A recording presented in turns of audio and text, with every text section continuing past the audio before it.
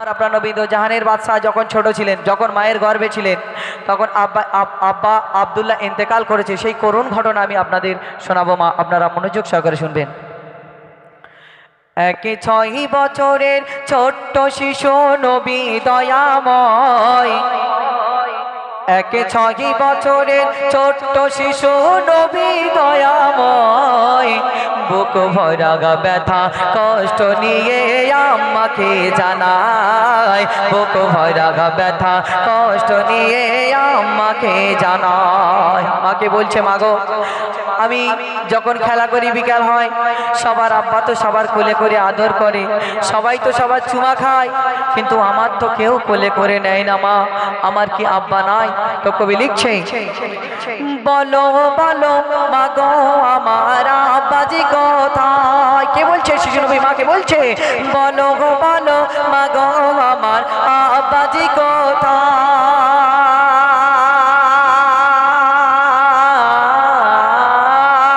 কোথায়, বলো গো বলো মাগো আমার আব্বাজি কোথায়। আর সব বাপের কোলে সবাই খেলে, আমার বাপ কি নাই? সব বাপের কোলে সবাই খেলে, আমার বাপ কি নাই? মা আমিনা জড়িয়ে ধরে শিশু নবীকে কয়,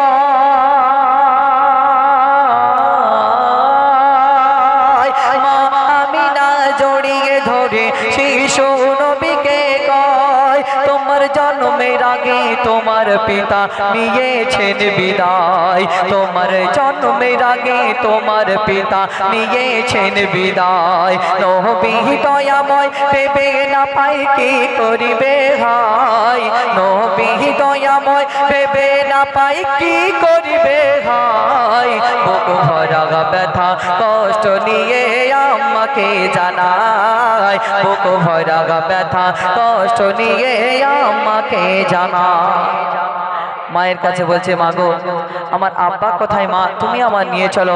সন্তান যখন মাকে বলে, মা মা ভাত খাচ্ছে, দেখবেন 2 পিস গোশ আছে, যদি খাই, সন্তান এসে বলে, মা আমার গালে দাও না, ওই 2 পিস গোশ সেই মা আর খেতে পারে না।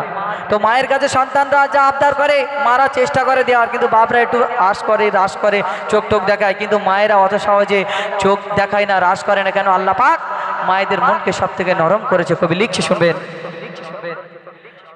শিশু নবী মায়ের কাছে বাইনা ধরে চায়,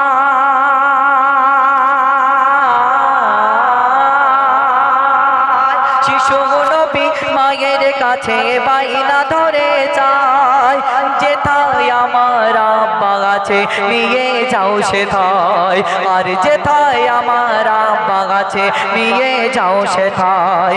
কথা শুনে মা আমিনার বুকটা ফেটে যায়, ওই কথা শুনে মা আমিনার বুকটা ফেটে যায়, দুঃখ ব্যথা চেপে রেখে শিশু নবীকে কয়, দুঃখ ব্যথা চেপে রেখে শিশু নবীকে কয়, এত লম্বা সফর কেমন করে পাড়ি দেওয়া যায়? কে বলছে? কে বলছে? মা আমিনা বলছে, এত লম্বা সফর কেমন করে পাড়ি দেওয়া যায়, বুক ভরা ব্যথা কষ্ট নিয়ে আম্মাকে জানায়, বুক ভরা ব্যথা কষ্ট নিয়ে আম্মাকে জানায়। মাকে যখন বললো, মা বললো নিয়ে তো যেতে হবে। সন্তান যখন বলেছে, তো মা যখন বললো, মা আমিনার একটা দাসী ছিল, তার নাম উম্মে আইমান।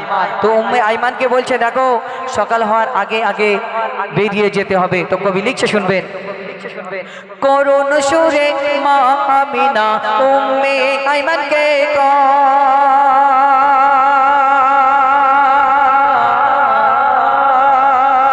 করুণ সুরে মা আমিনা উম্মে আইমানকে কয়, সকাল হতে বেরিয়ে যাব 2টি কাফেলায়, সকাল হতে বেরিয়ে যাব 2টি কাফেলায়, একটি কাফেলায় মা আমিনা শিশু নবীর,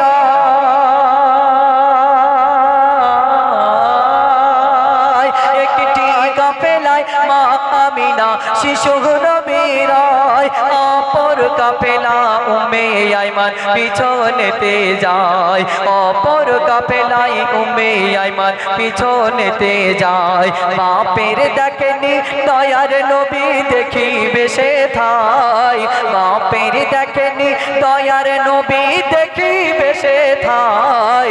বুক ভরা ব্যথা কষ্ট নিয়ে আমাকে জানায়, বুক ভরা ব্যথা কষ্ট নিয়ে আমাকে জানায়। শেষ শান্তি যখন আব্বা কাছে গিয়েছে, মা নিয়ে গেছে, বলছে এটা তোমার আব্বার কবর। নবী সেই কবরের কাছে বসলো আর হাত বুলায়, আর চোখ থেকে অঝর নয়নে অশ্রু ঝরে। আর ওখান থেকে আবার যখন ফিরে আসছে, কি করুণ ঘটনা ঘটলেন দেখুন। এমনি আব্বা তো ইন্তেকাল হয়ে গেছে, তারপর মা আমিনা চির বিদায় নিল। তো কবি অতি মূল্যবান কথা কি লিখছে শুনবেন। ফেরার পথে মা আমিনা চির বিদায় নেয়,